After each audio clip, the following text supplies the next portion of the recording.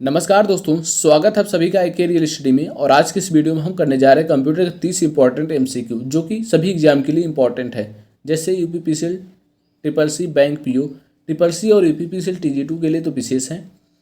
और इससे पहले हमने जो है 50-50 क्वेश्चन के लगभग 19 या 20 पार्ट हमने कवर कर लिए हैं। ये जो नया सीरीज है, ये पार्ट जो शुरू कर रहे हैं, ये सीरीज नया है। इसमें हम पहला पार्ट शुरू कर रहे हैं जिसमें होंगे 30 क्वेश्चन।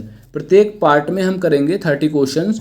तो क्वेश्चन को शुरू करते हैं। और क्वेश्चन को शुरू करने से पहले यदि आप चैनल पर नए हैं तो चैनल को सब्सक्राइब करें। स्टार्ट करते हैं क्वेश्चन को। विंडोज, पहला क्वेश्चन क्या है? विंडोज कंट्रोल पैनल से क्या नहीं किया जा सकता है? विंडोज कंट्रोल पैनल से क्या नहीं किया जा सकता? तो जो विंडोज कंट्रोल पैनल होता है, इससे जो है आप रन एप्लीकेशन नहीं कर सकते, यानी कि एप्लीकेशन को रन नहीं करवा सकते हैं। बाकी printer configuration, install application, fonts जोड़ना, ये सब कर सकते हैं। बाकी एप्लीकेशन को आप रन नहीं करवा सकते। ठीक है, तो यहाँ से आपका जो राइट आंसर हो जाएगा रन एप्लीकेशन हो जाएगा। ठीक है, नेक्स्ट चलते हैं। कंप्यूटर को चालू करने के लिए निर्देश जो है कहाँ सुरक्षित रहते हैं? कंप्यूटर को जो हम चालू करते हैं तो जो निर्देश होते हैं, जो डाटा हम देते हैं, वो कहाँ पे सुरक्षित रहते हैं, यानी वहाँ से इरेज नहीं हो सकते।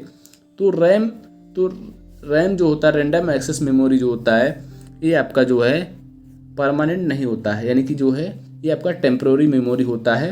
तो यहाँ से जो है डाटा इरेज होने की संभावना रहती है। ठीक है, सीडी रोम से भी हो सकता है और रोम, रीड ओनली मेमोरी। ठीक है, यहाँ से आपका जो डाटा है वो सेव रहेगा, यहाँ से आपका डाटा इरेज नहीं हो सकता किसी भी हालत में। ठीक है, तो यहाँ से आपका जो राइट आंसर हो जाएगा वो हो जाएगा रोम। ठीक, रोम।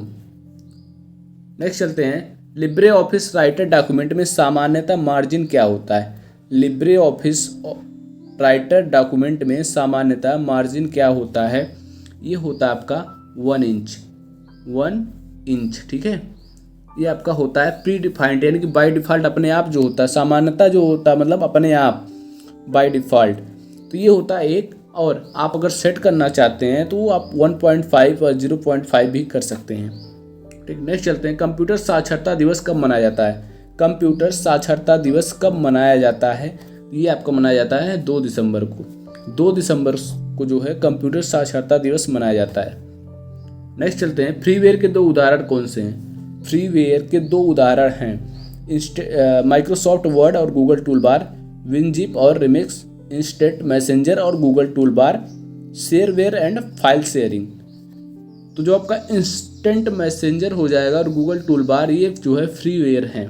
फ्रीवेयर के एग्जांपल इसमें हैं इंस्टेंट मैसेंजर से आपका व्हाट्सअप हो गया। ठीक है, और गूगल टूलबार जो होता है तो फ्री होता ही है।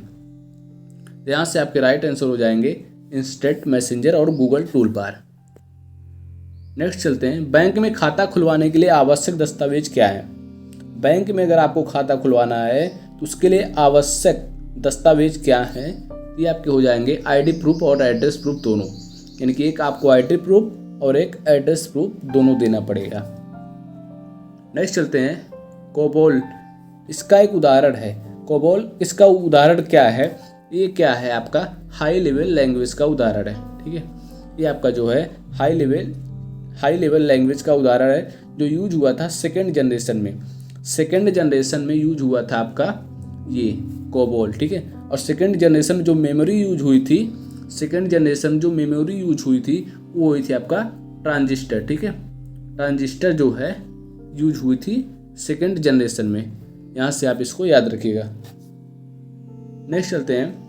प्रिंटर की गुणवत्ता इस पर निर्भर करती है कि इमेज को प्रिंट करने कितने प्रयुक्त होते हैं। ठीक है, जो प्रिंटर की गुणवत्ता होती है वो जो है किस पर निर्भर करती है कि इमेज को प्रिंट करने में कितने पिक्सल होते हैं, डीपीआई होते हैं, पेपर या कलर प्रयुक्त होते हैं। तो यहाँ से जो आपका राइट आंसर हो जाएगा वो हो जाएगा DPI.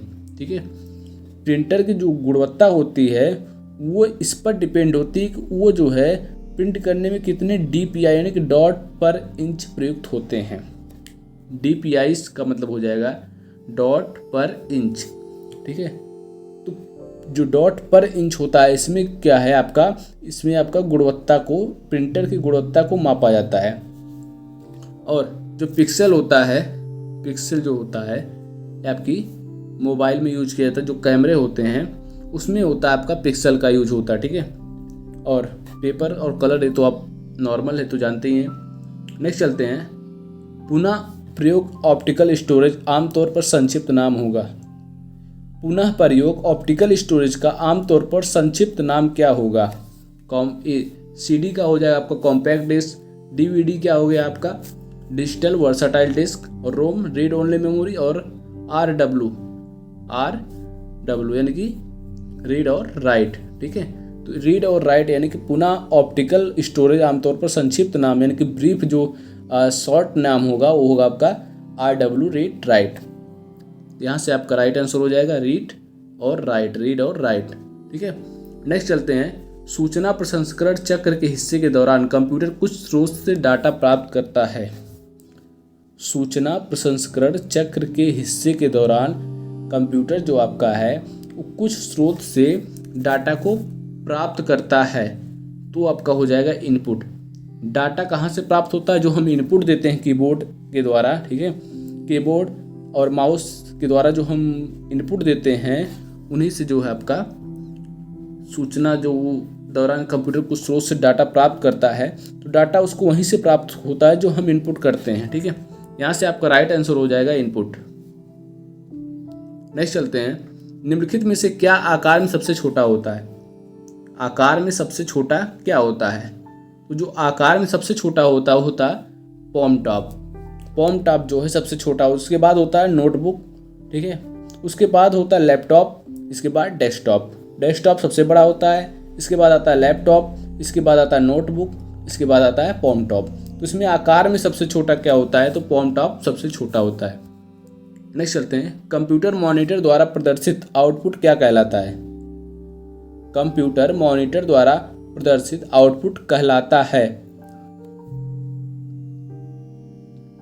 Soft copy, hard copy, colour copy अथवा ड्राई कॉपी। तो जो कंप्यूटर के मॉनिटर पे हम देखते हैं, इसे आपका मॉनिटर हो गया ये, ठीक है। इस पे जो हमको दिखाता है आउटपुट ये आपका होता है सॉफ्ट, ठीक है। ये आपका सॉफ्ट कॉपी होता है, ठीक है। ये आपका सॉफ्ट होता है। बाकी जब हम इसको बाहर निकाल लेते हैं प्रिंटर के द्वारा जब ये बाहर आ जाता है तो ये आपका क्या हो जाता है? हार्ड कॉपी हो जाता है, ठीक है। तो ये आपका हो जाता है हार्ड कॉपी। तो इसमें क्या है, कंप्यूटर मॉनिटर द्वारा प्रदर्शित आउटपुट क्या कहलाता है? Soft copy. और अगर यही आउटपुट हम बाहर निकाल देते हैं कागज़ पर प्रिंट करके तो ये आपका हो जाता है हार्ड कॉपी, ठीक। यहाँ से आप याद रखिएगा सॉफ्ट कॉपी इसका राइट आंसर हो जाएगा। नेक्स्ट चलते हैं, निम्नलिखित में से कौन सा द्वितीय पीढ़ी भाषा का उदाहरण है? द्वितीय पीढ़ी सेकेंड जनरेशन में कौन सी लैंग्वेज यूज किया गया था, ठीक है। तो बताइएगा सेकेंड जनरेशन में कौन सा लैंग्वेज यूज किया गया था? तो बताइए असेंबली लैंग्वेज जो है, असेंबली लैंग्वेज सेकेंड जनरेशन में यूज किया गया था, ठीक है। यहाँ से आप जो है याद रखिएगा assembly language. Low level machine language जो यूज हुआ था ये हुआ था आपका फर्स्ट जनरेशन में आपका low level machine language use हुआ था, जिसमें उपयोग किए थे मेमोरी के रूप में स्टोरेज करने के लिए हम यूज कर रहे थे वैक्यूम ट्यूब का यूज किया गया था स्टोरेज के लिए, ठीक है। और आपका जो जावा हो गया, ये जावा जो है ये आपका जो है फोर्थ जनरेशन में यूज हुआ था जावा, ठीक है। और प्रोलॉग जो है, प्रोलॉग इसका फुल फॉर्म हो जाएगा प्रोग्राम इन लॉजिक हो जाएगा प्रोलॉग, इसका मतलब हो जाएगा प्रोग्राम इन लॉजिक। और एक होता है लिस्प, ठीक है। लिस्ट प्रोग्रामिंग, इसका फुल फॉर्म हो जाएगा लिस्ट प्रोग्रामिंग, ठीक है, लिस्ट प्रोग्रामिंग। और ये यूज हुए थे फिफ्थ जनरेशन में यूज हो रहे हैं, ठीक है। लिस्प प्रोग्रामिंग और प्रोग्राम इन लॉजिक यानी कि लिस्प और प्रोग्राम प्रोलॉग ये जो है फोर्थ जनरेशन में यूज हो रहे हैं आजकल। यहाँ से आपका जो राइट आंसर हो जाएगा असेंबली लैंग्वेज होगा इस क्वेश्चंस का। नेक्स्ट चलते हैं, निम्नलिखित में से आंतरिक मेमोरी कौन सी है? आंतरिक मेमोरी खास करके मेमोरी का जो यूज होता है, मेमोरी नेम का मतलब होता है आपका रैम और रोम से, ठीक है। मेमोरी का मतलब हो गया रैम और रोम से, तो यहाँ से आपका राइट आंसर रैम हो जाएगा, ठीक है। ये आपका आंतरिक है, और बाकी CD हार्ड डिस्क और पेन ड्राइव ये आपका जो है एक्सटर्नल है, बाकी रैम जो इंटरनल मेमोरी है। नेक्स्ट क्या है, जब कंप्यूटर की पावर बंद हो जाती है तो रैम में संग्रहित डाटा जो है हो जाता है। जब पावर बंद कर देते हैं, जो रैम में संग्रहित डाटा होती है वो आपका जो है इरेज हो जाती है। बहुत ही आसान है। आपका जो डाटा होता है रैम में, कंप्यूटर को बंद करने के बाद वो जो है इरेज हो जाती है। बाकी अगर वो रोम में जो डाटा होता है वो जो है वो नहीं इरेज होता, ठीक है। तो रोम जो आपका परमानेंट होता है और जो रैम होता है वो जो होता है आपका टेम्प्रोरी होता है। तो यहाँ से आपका राइट आंसर हो जाएगा इरेज्ड हो जाएगा। नेक्स्ट क्या है, फोल्डर्स एंड फाइल्स के प्रबंधन में किस विंडोज प्रोग्राम का प्रयोग करेंगे। अगर फोल्डर और फाइल का मैनेजमेंट यानी कि प्रबंधन करना है तो किस विंडोज प्रोग्राम का उपयोग करेंगे। तो इसमें बहुत ही आसान है, एक्सप्लोरर, ठीक है। ये आपका यूज होगा, एक्सप्लोरर का यूज करते हैं हम जो है फाइल के मैनेजमेंट के लिए। नेक्स्ट है, हर कंप्यूटर के सभी हिस्से को ठीक से काम करने और दूसरी सभी प्रोग्रामों के चलाने के लिए उसमें एक होना चाहिए। क्या होना चाहिए, ऑपरेटिंग सिस्टम, कंपाइलर और इंटरप्रेटर, और एक आपका यूटिलिटी सॉफ्टवेयर। यूटिलिटी सॉफ्टवेयर जो होता है ये आपका यहाँ से राइट आंसर हो जाएगा। हर कंप्यूटर के सभी हिस्से के ठीक से काम करने और दूसरे सभी प्रोग्रामों को चलाने के लिए इसमें यूज होता है यूटिलिटी सॉफ्टवेयर, ठीक है। ऑपरेटिंग सिस्टम ऑपरेट करने के लिए यूज होता है, ठीक है। किसी भी कंप्यूटर या मोबाइल, लैपटॉप सबके लिए होता है ऑपरेटिंग सिस्टम। और कंपाइलर और इंटरप्रेटर जो होता है ये आपका हाई लेवल लैंग्वेज को मशीन लेवल लैंग्वेज में कन्वर्ट करता है, ठीक है। कंपाइलर जो होता है यह एक ही बार में रीड करता और कन्वर्ट करता है। पूरे प्रोग्राम को एक बार में रीड करेगा और कन्वर्ट करेगा। जो बाकी जो इंटरप्रेटर होता है ये जो आपका है ये लाइन बाय लाइन जो है रीड और कन्वर्ट करता है, ठीक है। तो यहाँ से आपका हो गया कंपाइलर, इंटरप्रेटर, ऑपरेटिंग सिस्टम और यूटिलिटी सॉफ्टवेयर। इसका राइट आंसर यूटिलिटी सॉफ्टवेयर हो जाएगा। विंडोज शटडाउन विकल्प पॉपअप करने की शॉर्टकट कुंजी क्या है। विंडोज शटडाउन विकल्प पॉपअप करने की शॉर्टकट कुंजी क्या है, ठीक है। ये हो जाए आपका अल्टर प्लस F4 जो होता है ये होता है पॉपअप करने की, शटडाउन विकल्प पॉपअप करने की शॉर्टकट कुंजी होता है, ठीक है। जो पॉपअप होता है यह विज्ञापन उपयोगकर्ता को आकर्षित करने का एक तरीका होता है जिसको हम पॉपअप कहते हैं, ठीक है। नेक्स्ट चलते हैं, निम्नलिखित में से कौन सा एक वैध विंडोज डेस्कटॉप पेन डेस्कटॉप नहीं है। इनमें से निम्नलिखित में से कौन सा एक वैध विंडोज डेस्कटॉप पेन नहीं है, ठीक है। तो ये हो जाए आपका मेनू बार। डेस्कटॉप पूछ रहा है, डेस्कटॉप पे कौन नहीं होता, ठीक है। कौन प्रेजेंट नहीं होता है, सिंपल सी बात है। तो ये आपका जो मेनू बार है ये आपका प्रेजेंट नहीं होता, ठीक है। यहाँ से आपका राइट आंसर हो जाएगा मेनू बार। नेक्स्ट चलते हैं, विंडोज बैकग्राउंड स्क्रीन व मुख्य भाग जहां आप फाइल, फोल्डर व प्रोग्राम्स को व्यवस्थित कर सकते हैं उसे क्या कहते हैं। विंडोज बैकग्राउंड स्क्रीन व मुख्य भाग। बैकग्राउंड और स्क्रीन व मुख्य भाग से आप मतलब ये समझ सकते हैं ये क्या होगा, आपके डेस्कटॉप की बात कर रहा है, ठीक है। डेस्कटॉप की बात कर रहा है तो ये फाइल, फोल्डर व प्रोग्राम्स को व्यवस्थित कर सकते हैं उसे हम कहते हैं डेस्कटॉप। तो यहाँ से आपका राइट आंसर हो जाएगा डेस्कटॉप। नेक्स्ट है, फोल्डर के द्वारा आप क्या कर सकते हैं। डिस्क पर फाइलों को व्यवस्थित या निर्धारित करता है कंप्यूटर सही से काम कर सके। फाइलों को नाम दे सकते हैं, फाइलों को एक टेबल बना सकते हैं। जो फोल्डर होता है उसके द्वारा हम क्या कर सकते हैं, जो फाइल है उसको हम व्यवस्थित कर सकते हैं डिस्क पर और कुछ नहीं, ठीक है। तो यहाँ से आपका राइट आंसर हो जाएगा डिस्क पर फाइलों को व्यवस्थित करना। नेक्स्ट है, किसी विंडोज एप्लीकेशन में सबसे ऊपर कौन सा नाम होता है। किसी विंडोज एप्लीकेशन में सबसे ऊपर जो नाम होता है वो होता है टाइटल बार।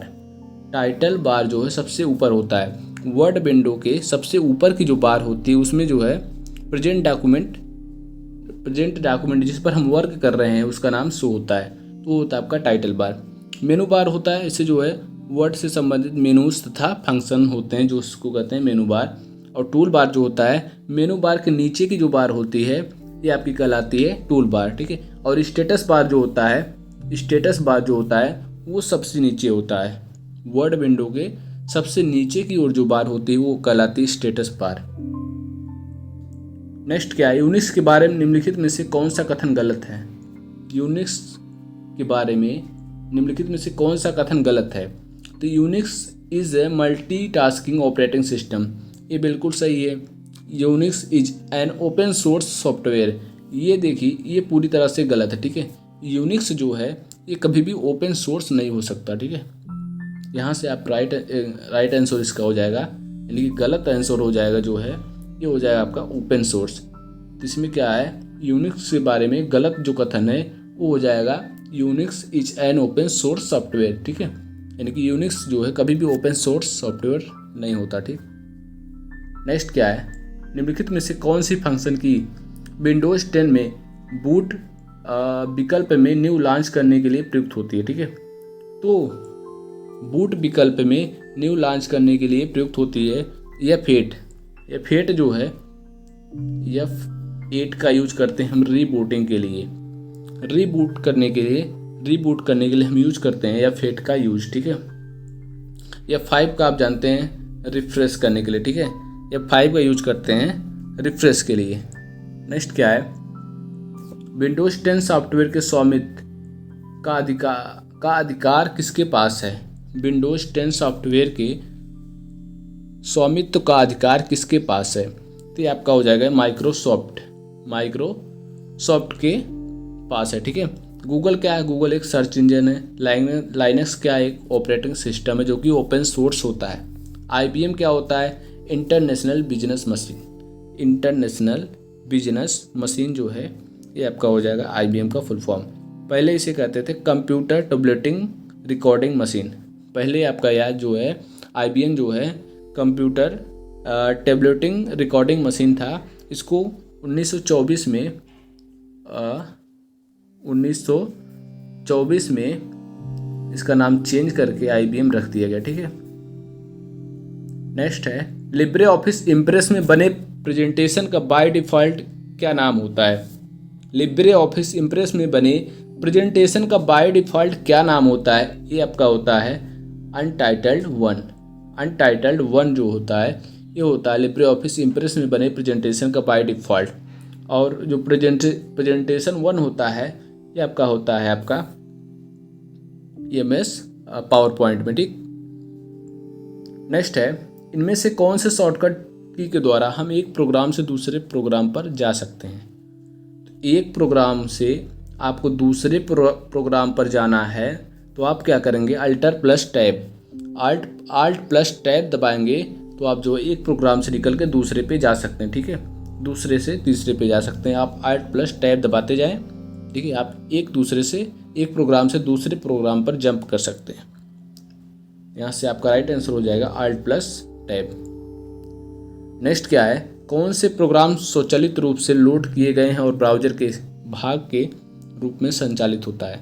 कौन से प्रोग्राम स्वचालित रूप से लोड किए गए हैं और ब्राउज़र के भाग के रूप में संचालित होता है। तो ये आपका होता है एक एडोनस जो आपका है, यहाँ से आपका राइट आंसर हो जाएगा, ठीक है।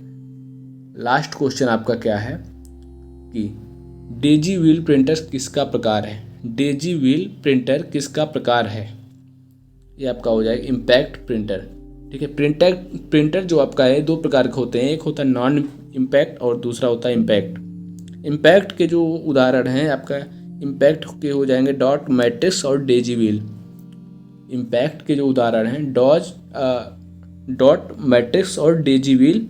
और एक नॉन इम्पैक्ट के जो एग्जाम्पल है वो जाएगा आपका लेजर प्रिंटर और कलर प्रिंटर, ठीक है। ये हो गया आपका इम्पैक्ट प्रिंटर, राइट आंसर हो जाएगा। तो ये हो गया आपका लास्ट क्वेश्चन। और वीडियो अच्छा लगे तो लाइक करें, चैनल पर नए तो सब्सक्राइब करें। मिलते हैं नेक्स्ट वीडियो में, तब तक के लिए जय हिंद।